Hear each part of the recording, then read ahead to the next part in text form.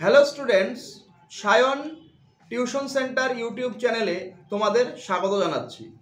তোমাদের যাদের যাদের এনইপি সিলেবাসের আন্ডারে সেকেন্ড সেমিস্টারের ডিএসসি বা মাইনর পল সায়েন্স রয়েছে আর ফোর্থ সেমিস্টারের মাইনর পল সায়েন্স রয়েছে, তাদের জন্য আজকের ক্লাসটি গুরুত্বপূর্ণ।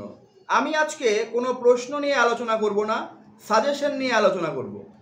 সাজেশন নিয়ে আলোচনা করার প্রসঙ্গে তোমাদের আগেই জানিয়ে রাখা ভালো যে তোমাদের সিলেবাস যে আছে সেই সিলেবাসের মধ্যে 4টা ইউনিট আছে।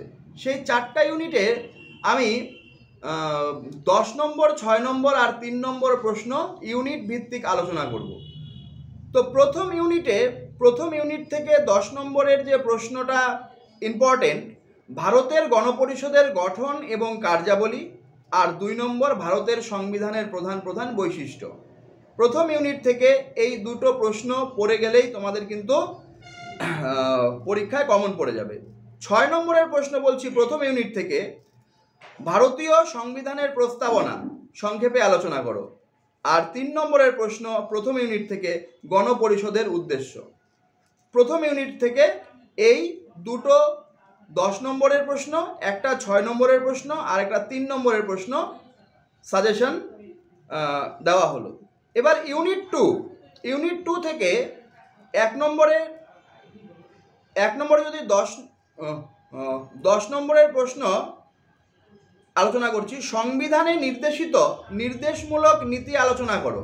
সংবিধানে নির্দেশিত নির্দেশমূলক নীতি আলোচনা করো, এটা হলো 10 নম্বরের জন্য। 2 নম্বর, মৌলিক অধিকার কি এবং ভারতীয় সংবিধানে বর্ণিত মৌলিক অধিকারগুলি বর্ণনা করো, এটা হলো 10 নম্বরের জন্য। 6 নম্বরের জন্য মৌলিক কর্তব্য আলোচনা করো, মৌলিক অধিকার ও নির্দেশমূলক নীতির পার্থক্য আলোচনা করো। 3 নম্বরের জন্য মৌলিক অধিকারের গুরুত্ব, মৌলিক কর্তব্য। এটা সেকেন্ড ইউনিটের জন্য, মানে 2 নম্বর ইউনিটের জন্য 3 নম্বরের প্রশ্ন, মৌলিক অধিকারের গুরুত্ব আর মৌলিক কর্তব্য। এটা সেকেন্ড ইউনিট শেষ হয়ে গেল। থার্ড ইউনিট শুরু করছি। 10 নম্বরের জন্য কি কি প্রশ্ন পড়তে হবে? পার্লামেন্টের গঠন এবং কার্যাবলী, স্পিকারের ক্ষমতা ও কার্যাবলী, প্রধানমন্ত্রীর ক্ষমতা ও কার্যাবলী, সুপ্রিম কোর্ট বা হাইকোর্টের গঠন ও এখতিয়ার সম্বন্ধে আলোচনা করো। এই যে 3 নম্বর ইউনিট থেকে 10 নম্বরের জন্য এই 5টা প্রশ্ন পড়ে গেলেই তোমরা কিন্তু 100% কমন পেয়ে যাবে। 6 নম্বরের জন্য বলছি, ভারতের উপরাষ্ট্রপতির ক্ষমতা এবং কার্যাবলী আলোচনা করো, ভারতের রাষ্ট্রপতির ক্ষমতা ও কার্যাবলী আলোচনা করো, এটা 6 নম্বরের জন্য। আর ভারতের রাষ্ট্রপতির জরুরি অবস্থা সংক্রান্ত ক্ষমতা আলোচনা করো।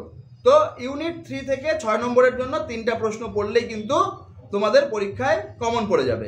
আর 3 নম্বরের জন্য যদি পড়তে হয়, লোকসভার গঠন, হাইকোর্টের গঠন, মন্ত্রী পরিষদ।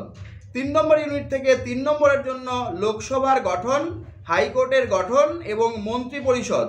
এবং সর্বশেষ ইউনিট, মানে ইউনিট 4 থেকে যেটা ইম্পর্টেন্ট 10 নম্বরের জন্য, রাজ্যপালের ক্ষমতা ও কার্যাবলী, মুখ্যমন্ত্রীর ক্ষমতা ও কার্যাবলী আর ত্রিস্তরীয় পঞ্চায়েত ব্যবস্থার গঠন। এটা হলো 4 নম্বর ইউনিট থেকে 10 নম্বরের জন্য পড়তে হবে। আর 6 নম্বরের জন্য পড়তে হবে 4 নম্বর ইউনিট থেকে, পৌরসভার গঠন এবং কার্যাবলী, বিধানসভার গঠন এবং কার্যাবলী, ত্রিস্তরীয় পঞ্চায়েত ব্যবস্থার যে আয়ের উৎস তা আলোচনা করো। ত্রিস্তরীয় পঞ্চায়েত ব্যবস্থার যে আয়ের উৎস তা আলোচনা করো। আর 4 নম্বর প্রশ্নটা হলো 6 এর জন্য, পৌর নিগমের গঠন এবং কার্যাবলী। এটা হলো 4 নম্বর ইউনিটের 6 নম্বরের জন্য পড়তে হবে তোমাদের। আর 3 নম্বরের প্রশ্ন, গ্রাম পঞ্চায়েত পড়বে, জেলা পরিষদ পড়বে, পঞ্চায়েত সমিতির আয়ের উৎস পড়বে এবং পৌরসভার আয়ের উৎস পড়বে। এই প্রশ্নগুলো যে বললাম, এই প্রশ্নগুলো কিন্তু অনেক রিসার্চের ফল। আমরা সব টিচার্স কাউন্সিল মিলে আমরা যে সাজেশনটা তৈরি করি, সেই সাজেশন অনুযায়ী কিন্তু তোমরা পড়বে এবং পড়লে পরে তোমাদেরই কিন্তু সুবিধা হবে যে সিলেবাসে যা যা আছে শেষে খুঁটিনাটি ধরে ইম্পর্টেন্ট প্রশ্নগুলো ইয়ার ভিত্তিক সে প্রশ্নগুলোর বাছাই হয়েছে সেই প্রশ্নগুলোর নিরিখে আমি তোমাদের কিন্তু একটা সাজেশন দিলাম। তো আজকের জন্য ক্লাসটি এখানেই শেষ করছি। চ্যানেলটি যদি ভালো লাগে বন্ধুদের সঙ্গে শেয়ার করো এবং চ্যানেলটি যদি ভালো লাগে সাবস্ক্রাইব করে দিও। আজকে তোমাদের রেজাল্ট দিচ্ছে, প্রিভিয়াস ইয়ারের রেজাল্ট দিচ্ছে, প্রিভিয়াস সেমিস্টারের রেজাল্ট দিচ্ছে। সবার রেজাল্ট ভালো হোক। All the best. Thank you.